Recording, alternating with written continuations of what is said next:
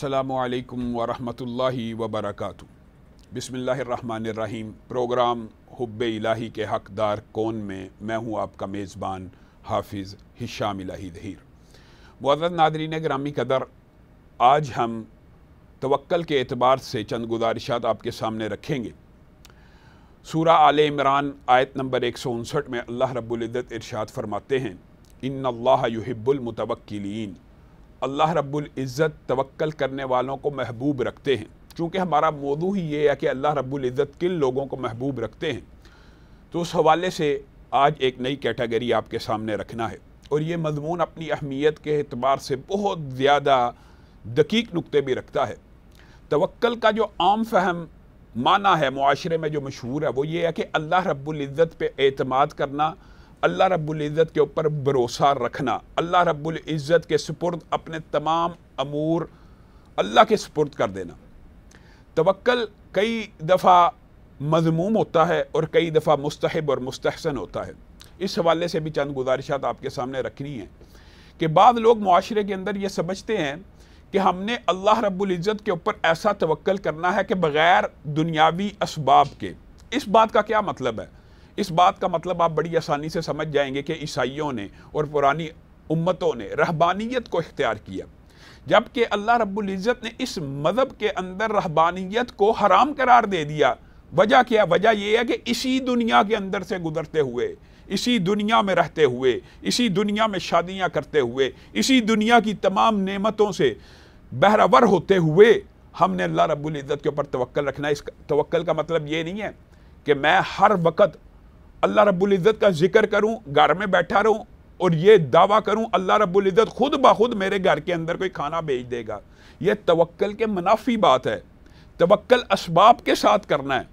नबी करीम सल्लल्लाहु अलैहि वसल्लम ने फरमाया, अगर तुम अल्लाह रब्बुल इज़्ज़त के ऊपर ऐसा तवक्कल करो जैसा तवक्कल करने का हक है, तो अल्लाह रब्बुल इज़्ज़त तुम्हें ऐसे ही रिज़्क़ देंगे जैसे परिंदों को रिज़्क़ देते हैं कि घर से खाली पेट निकलते हैं, लेकिन जब अपने घोंसलों में वापस आते हैं उनके पेट भरे होते हैं। इस हदीस के अंदर भी नबी करीम सल्लल्लाहु अलैहि वसल्लम मुझे और आपको एक नसीहत कर रहे हैं कि घर से निकलना है, रिज़्क़ की तलाश के लिए घर से निकलना है। ये बात नहीं है कि इंसान घर से निकले ही ना, घर में बैठा रहे और कुरान पाक के वाक़यात सुनाता रहे कि बीबी मरियम को अल्लाह ताला ने बिन मौसम के फल दिए थे, मेरे घर के अंदर भी बिन मौसम के फल आ जाएंगे।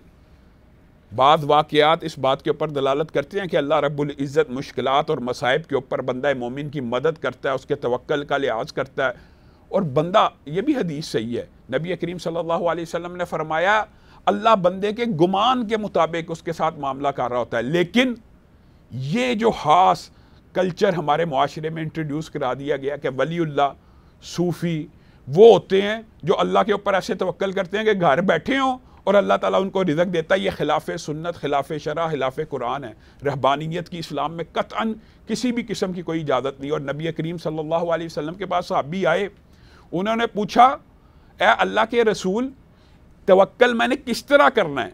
क्या ऊँट को बांध कर तवक्कल करना है या ऊँट बाहर खड़ा करूँ, रस्सी से बांधूँ भी ना हो और अल्लाह के सुपुर्द कर दूँ? नबी करीम सल्लल्लाहु अलैहि वसल्लम ने फरमाया, नहीं नहीं, बल्कि ऊँट को बांधना है अच्छी तरह। मफहूम ये है कि उसकी अच्छी तरह जो दुनियावी इसबाब के एतबार से मामलात बनते हैं वो पूरे सर अंजाम दो, फिर अल्लाह की सुपुर्द कर दो। इसी तरह तारीख़ के अंदर ये बात भी मिलती है कि दो भाई थे, एक भाई ने कहा मैं सारी भेड़ बकरियां अल्लाह की सुपुर्द करके आ गया हूँ। उसने कहा फिर भेड़िए भी तो अल्लाह के तवक्कल के साथ ही चलते हैं, वो भी तेरी भेड़ बकरियों को खा लेंगे। तवक्कल का ये मतलब नहीं है जो तूने अखज़ किया कि बग़ैर उनकी हिफाजत का इंतज़ाम किए उनको तू छोड़ आया।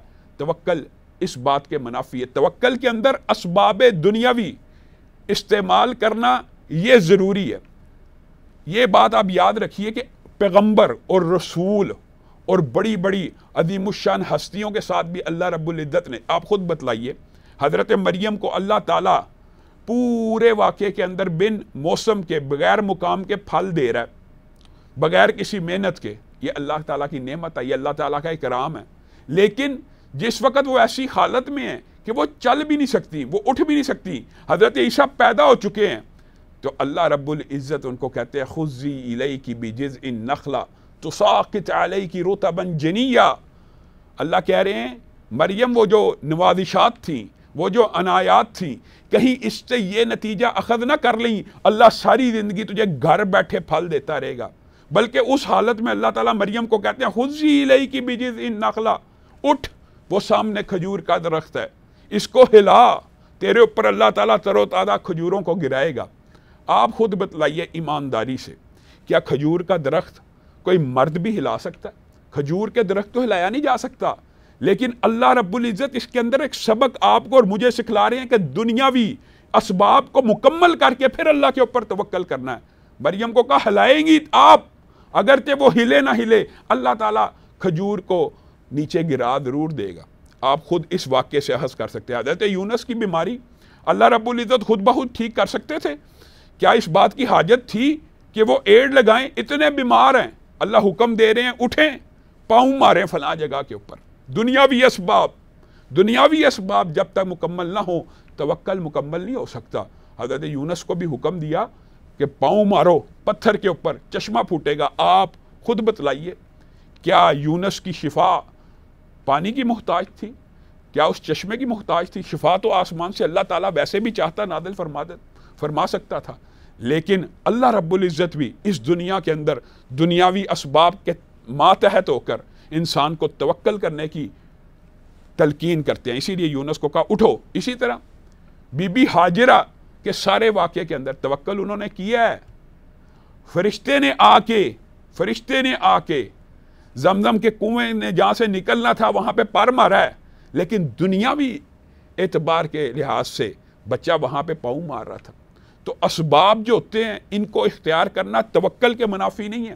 ہاں البتہ یہ بات ضرور ہے، نبی کریم صلی اللہ علیہ وسلم نے فرمایا کل قیامت کے دن جنت میں 70,000 افراد ایسے داخل ہوں گے، بلا حساب و کتاب داخل ہو جائیں گے۔ حضرت عکاشہ ان لوگوں کی عظمت و فضیلت سن رہے ہیں۔ یہ بہت سی احادیث ہیں ایک ہی مفہوم کی۔ ایک روایت کے الفاظ یہ ہیں، حضرت عکاشہ کے دل میں خیال آیا اللہ مجھے بھی ان میں سے کر دے۔ کھڑے ہو گئے، کہا آقا آپ اللہ سے دعا کیجئے کہ میں بھی ان لوگوں میں شامل ہو جاؤں جو بغیر حساب و کتاب جنت میں داخل ہو جائیں گے۔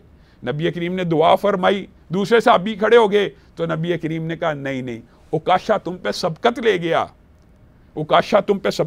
اور یہ ایک عربی کا مشہور محاورہ بن گیا کہ جب بھی کوئی بات کسی کو کوئی استاد یا کوئی والد یا کوئی بھی معاملہ، عربی کی مشہور ضرب المثل اب بن گئی کہ یہ کہتے ہیں کہ عکاشہ سبقت لے گیا، اس نے پہلے مانگا وہ۔ اب اس حدیث کے اندر جو الفاظ ہیں اس کے اوپر آپ نے غور کرنا۔ نبی کریم صلی اللہ علیہ وسلم نے ان 70,000 افراد کی ایک صفت بیان کی۔ وہ صفت کیا ہے؟ پہلی بات، وہ جھاڑ پھونک نہیں کرواتے ہوں گے، ایسے غیر شرعی ہیلے اور دم نہیں کرواتے ہوں گے۔ صحیح حدیث بخاری شریف کی الفاظ ہے، جھاڑ پھونک نہیں کرواتے ہوں گے، نمبر ایک بات۔ نمبر دو بات، وہ اپنے زخموں کا علاج آگ سے نہیں کرواتے ہوں گے، وہ اپنے زخموں کا علاج آگ سے نہیں کرواتے ہوں گے۔ آپ خود بتلائیے، جب اللہ کے نبی ایسے بندوں کی صفتوں کو بیان کر رہے ہیں، ان کی یہ صفت بیان کر رہے ہیں کہ اللہ کے اوپر اتنا مضبوط توکل ہے کہ بیماری کا علاج، آپ بتائیے دنیاوی اسباب کے اعتبار سے بیماری کا علاج کروایا جا سکتا ہے، لیکن وہ اللہ کے اوپر اس طرح توکل کریں گے کہ یہ بیماری اللہ کی ہے تو میں شرعی احکامات کے تحت جو دعائیں ہمیں نبی کریم صلی اللہ علیہ وسلم نے سکھائی ہیں انہی کے ذریعے علاج کروائیں گے، کسی غیر شرعی علاج کی طرف ہم قدم بھی نہیں رکھیں گے۔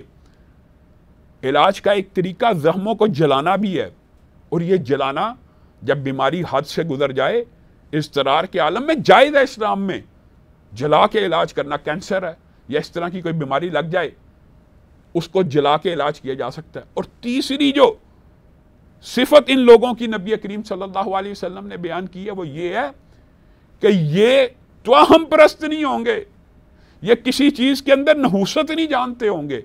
یہ بات بہت اہم ہے۔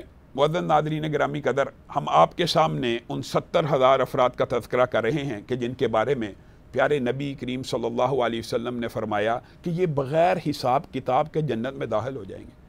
اور جو وجہ بیان کی ہے وہ تینوں وجہ توکل کے اوپر ڈیپینڈ کرتی ہیں، توکل کے ساتھ نتھی ہیں۔ کیا؟ پہلی بات یہ ہے کہ وہ جھاڑ پھونک دم غیر شرعی نہیں کرواتے ہوں گے۔ دوسری بات، وہ اپنے زخموں کو داغتے نہیں ہوں گے آگ کے ساتھ۔ تیسری بات، وہ کسی شے میں نحوست نہیں لیتے ہوں گے۔ معزز ناظرین گرامی قدر، نحوست کے اعتبار سے ہم آپ کے سامنے یہ بات رکھنا چاہتے ہیں کہ ہمارے معاشرے میں اس حوالے سے توکل کے منافی بہت باتیں مشہور ہیں. نعوذ باللہ کالی بلی راستہ کاٹ گئی منحوس ہوتی ہے. نعوذ باللہ فلاں 13 نمبر کا جو ہنسا ہے پورے مغرب کے اندر اس کو منحوس سمجھا جاتا ہے.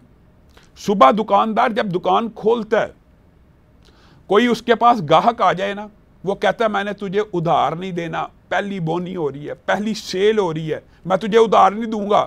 کیا وجہ ہے؟ اس لیے کہ اگر میں نے تجھے ادھار دے دیا تو پھر سارا دن میرے منہ کے سامنے یا میرے پاس جو گاہک آئے گا وہ میرے ساتھ ادھار کرتا رہے گا. ارے اللہ کے بندے, نبی کریم صلی اللہ علیہ وسلم کا فرمان ہے جس کا مفہوم یہ ہے کہ جو بندہ ہر روز صدقہ نہیں کر سکتا وہ اپنے بھائی مسلمان کو ادھار دے دے. ادھار دینے کا بھی وہی اجر و ثواب ہے جو کسی کے اوپر صدقہ کرنے کا ہے. 1000 اگر کوئی بندہ روزانہ صدقہ نہیں کر سکتا, وہ کسی بھائی کو 1000 روپیہ صرف ادھار دے دیتا ہے نا, تو اس کے کھاتے میں روزانہ 1000 روپیہ صدقہ کرنا لکھا جاتا ہے, اور بعض روایات کے اندر اس کو دگنا اجر دیا جاتا ہے انفاق فی سبیل اللہ کرنے والے سے بھی, کہ اس کی اپنی اتنی جیب نہیں تھی, اپنی کیپیسٹی نہیں تھی, لیکن اس نے اصرار کرتے ہوئے اپنے مسلمان بھائی کو قرض دیا. انفاق کرنے والے کے پاس تو کیپیسٹی تھی, اس کا تو اجر و ثواب ہے بہت زیادہ ہے ہی ہے, لیکن اس نے جو ادھار دیا اس کو دگنا ثواب ملنا چاہیے.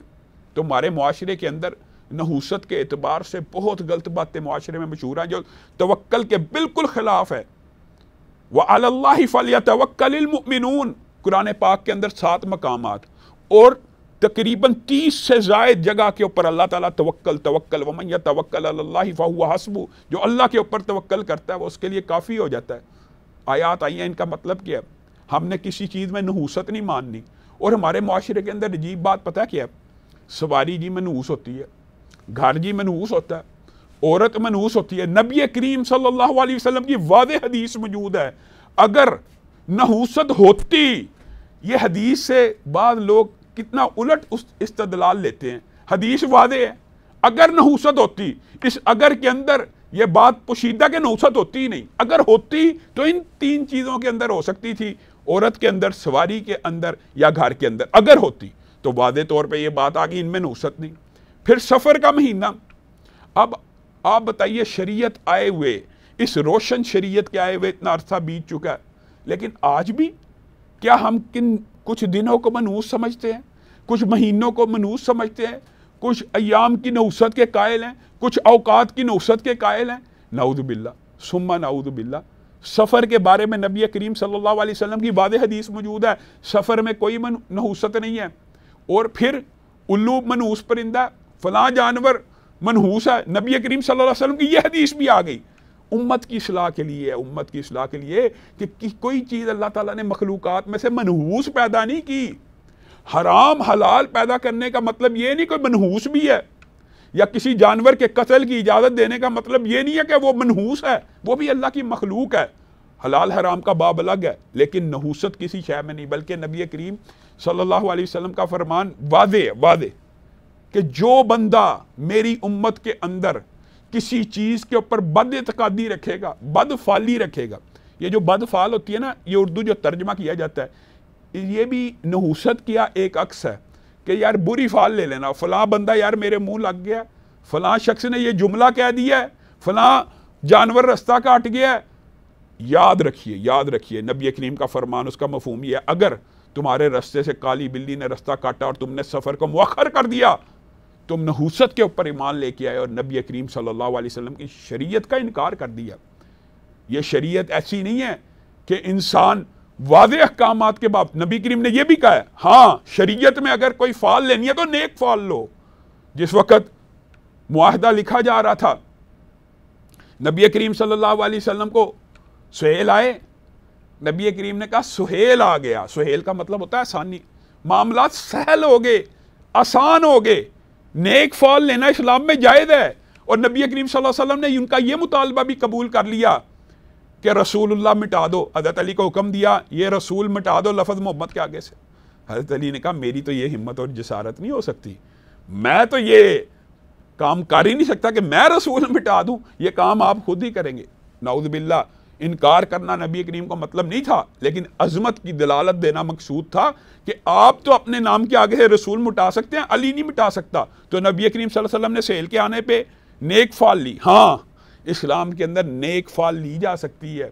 یار آپ سے ملا ہوں، مجھے لگتا ہے کہ آج کا سارا دن خوشگوار گزرے گا، یہ بات کہنے میں حرج نہیں ہے۔ نیک فال، اچھے الفاظ، کسی خواب کی اچھی تعبیر نکالنا، یہ بات بھی یاد رکھیے۔ بعض لوگ ایسے ان کے دل اللہ تعالیٰ نے سخت بنائے ہوتے ہیں، ہر چیز میں سے بری بات نکالتے ہیں۔ اور میں ناظرین گرامی قدر آپ کو یہ بات کی نصیحت کرنا چاہتا ہوں، اپنے خواب کبھی آئیں کسی ایسے بندے کو نہ بتلائیے۔ پہلی بات جو غیر عالم ہو، دوسری بات ہے جو غیر سنجیدہ ہو، تیسری بات جو ہر بات کے اندر نکتہ چینی اور بری بات کرنا چاہے، کیونکہ نبی کریم صلی اللہ علیہ وسلم نے یہاں اس باب کے اندر ضرور ایک بات بیان کی ہے، یہ کہ یہ بدفعلی کی بات نہیں ہے، یہ انسان کی اپنی خطا اور غلطی ہے کہ ایک ایسے بندے کو اپنی خواب بتلا رہا ہے، وہ تعبیر اس کی نکال دیتا ہے۔ ہاں، تعبیر نکالنے سے کئی دفعہ تعبیر پوری ہو جاتی ہے۔ تو جہاں جہاں پہ نبی کریم صلی اللہ علیہ وسلم نے ہمیں حکم دیا ہے، وہاں وہاں ہم نے وہی عمل کرنا ہے۔ اور نبی کریم صلی اللہ علیہ وسلم کی بدفعلی اور نحوست کے اعتبار سے بہت عظیم حدیثیں موجود ہیں۔ کیا؟ یہ توکل کے منافی ہے۔ نبی کریم صلی اللہ علیہ وسلم نے فرمایا، جو بندہ نجومی کے پاس گیا، نمبر ایک بات، نجومی کے پاس جانے سے ہوتا کیا ہے؟ نجومی قیافہ لگاتا ہے، اندازہ لگاتا ہے۔ نبی کریم نے پہلی بات کہی جو نجومی کے پاس گیا، پھر کہا جو عراف کے پاس گیا۔ عراف ایسے لوگ ہوتے ہیں جو چہرے کے پیشانی کو دیکھ کر پریڈکشن کرتے ہیں، پیشین گوئیاں کرتے ہیں۔ تیسری بات جو کاہن کے پاس گیا۔ کاہن کون ہوتا ہے؟ یہ مسئلہ بھی بہت زیادہ سمجھنے کے لائق ہے۔ بعض لوگ کہانت کے علم کے جو ماہر لوگ ہوتے ہیں ان کو اولیاء اللہ سمجھنا شروع کر دیتے ہیں۔ کاہن ولی اللہ نہیں ہوتا ہے، کاہن نے تو شیطانی علوم حاصل کیے ہوتے ہیں۔ پہلی حدیث آپ کے سامنے رکھتا ہوں، پھر اس حوالے سے کچھ آپ کے سامنے گزارشات کو رکھوں گا۔ نبی کریم نے کہا جو نجومی کے پاس گیا، جو عراف کے پاس گیا، جو کاہن کے پاس گیا، اس کی 40 دن تک نماز قبول نہیں۔ اس کا کیا مطلب ہے؟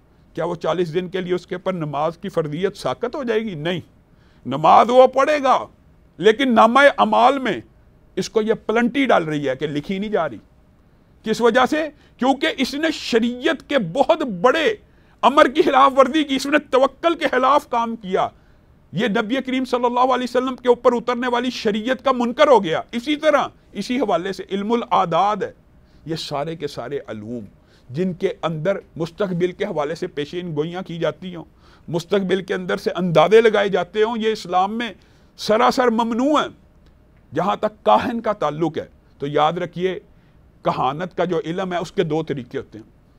پہلی بات یہ ہے، ہر انسان کے ساتھ اللہ رب العزت نے ایک شیطان اور ابلیس صفت کا کرین پیدا کی ہے، کیونکہ ابلیس ایک تھا، حضرت آدم اور اماں حوا دو تھے۔ تو ابلیس نے اللہ رب العزت سے کہا میں ایک تھا، آدم ایک تھا، میں اس کے اوپر غالب آیا، اب آدم کی جتنی اولاد ہوگی میری ہی صفت کا، میرا ہی سارے کا سارا جو سٹرکچر کے اعتبار سے، جو صفات کے یعنی شیطانیت کے اعتبار سے میری ہر اولاد آدم کی اولاد کے ساتھ پیدا ہونی چاہیے۔